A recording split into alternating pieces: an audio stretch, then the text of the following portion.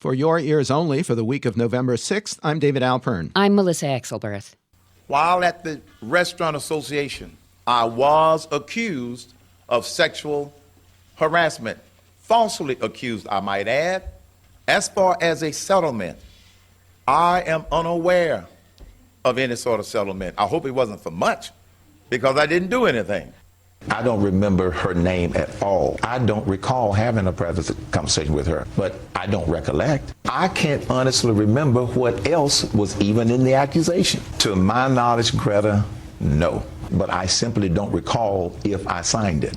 It was the worst of weeks and best of weeks for up-from-behind presidential contender Herman Cain. Whatever the facts behind the allegations of sexual harassment made against him years ago as head of the National Restaurant Association in Washington and the cash settlements that apparently resolved them, his fumbling response gave critics more reason to proclaim him not ready for prime time.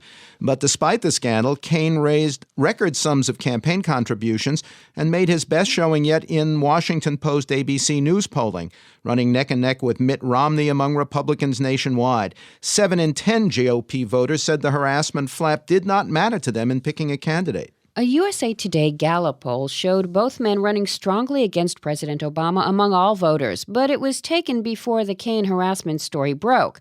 And an average of various polls showed Obama's approval rating up 3 points from a week ago as he pursues executive actions to sidestep congressional roadblocks.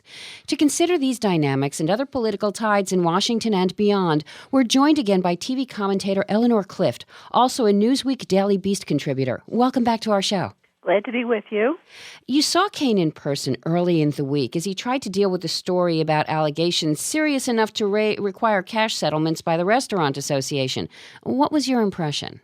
Well, I found him to be, not surprisingly, a very compelling speaker. He's a motivational speaker, sort of an evangelist.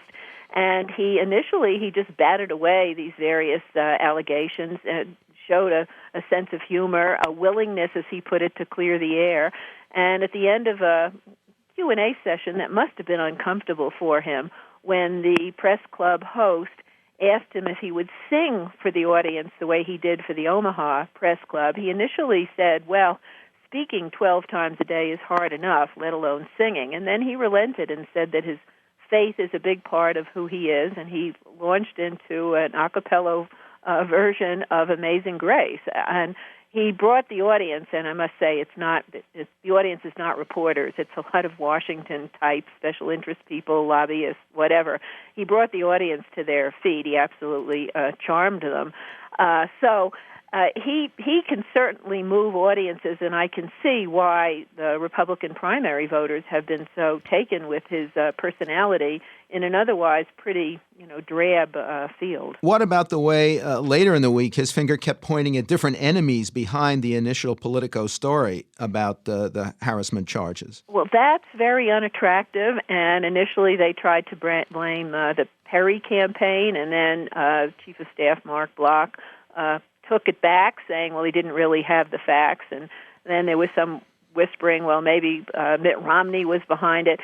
When you have all of that intra-party fighting, I don't think anybody looks particularly good. And it did, I think, subtract from Cain's individuality. He looked like another, politician trying to shift the blame.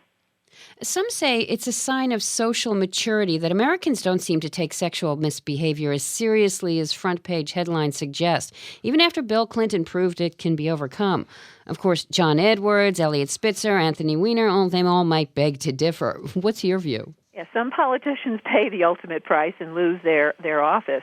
I remember President Clinton's approval ratings actually went up, and there was, joking maybe he ought to get involved with a second intern and see if he can get 80% approval rating. And what that's about is if the attacks seem to be coming from outside, from the enemy, if you will, then I think the supporters rally around. And I think that's what's happening with Cain. And the fact that he has sort of made the analogy to Clarence Thomas and another high-tech lynching, those are powerful images for conservatives in this country who really think Clarence Thomas was wronged and Anita Hill, was delusional. So I think it brings up that old fight with all the powerful echoes that it brings with it. Other political analysts say it's Cain's campaign that's not serious, with very little structure on the ground and some really questionable TV spots like the one with his top aide blowing cigarette smoke at the camera. Well, he's certainly gotten attention.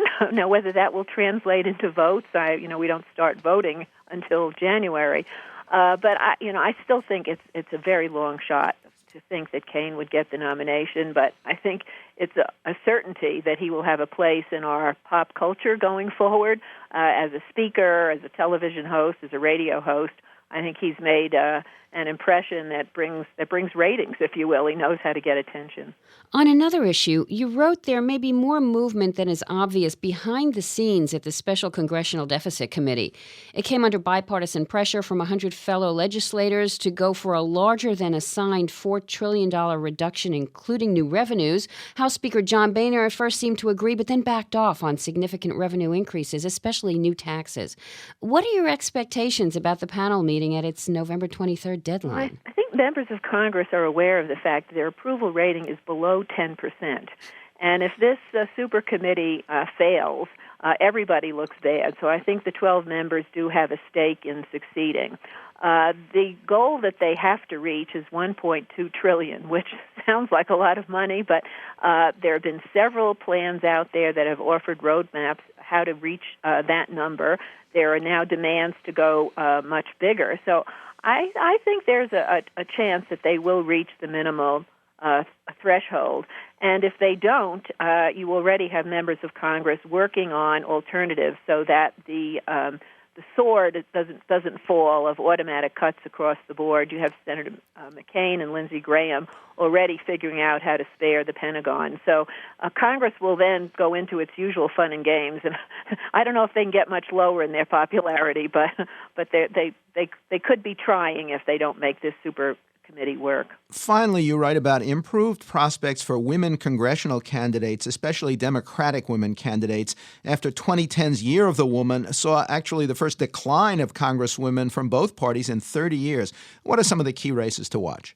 Well, I would look at Christy Vilsack in Iowa. She's the wife of the Agriculture Secretary, Tom Vilsack, and they've been a political couple for all their married life, and it's always been said that Christy was the one with all of the personality. So she's now stepping out, and she's challenging a very conservative member of the House, Republican member of the House, and she's raising money, and she's borrowing a playbook from Hillary Clinton, going on a listening tour of every county in Iowa. So I think she's someone to watch. And I would also watch Tammy Duckworth in Illinois. She's an Iraq War veteran who lost both legs in the war. And she ran once before, 2 cycles ago, came very close to winning. And if there's any backlash against the Tea Party, that might give her race and some of these other races a lift in 2012. TV commentator Eleanor Clift is also a Newsweek Daily Beast contributor. Her books include 2 Weeks of Life, a memoir of love, death, and politics, Founding Sisters and the 19th Amendment, and Madam President, Shattering the Last Glass Ceiling. Quote from the news, the official measure no longer corresponds to reality. No one really trusts the data. That was Columbia professor of social work Jane Waldfogel on the government's flawed poverty statistics to be replaced this week by a more optimistic Census Bureau calculation. Next, Occupying Wall Street, from home, for your ears only.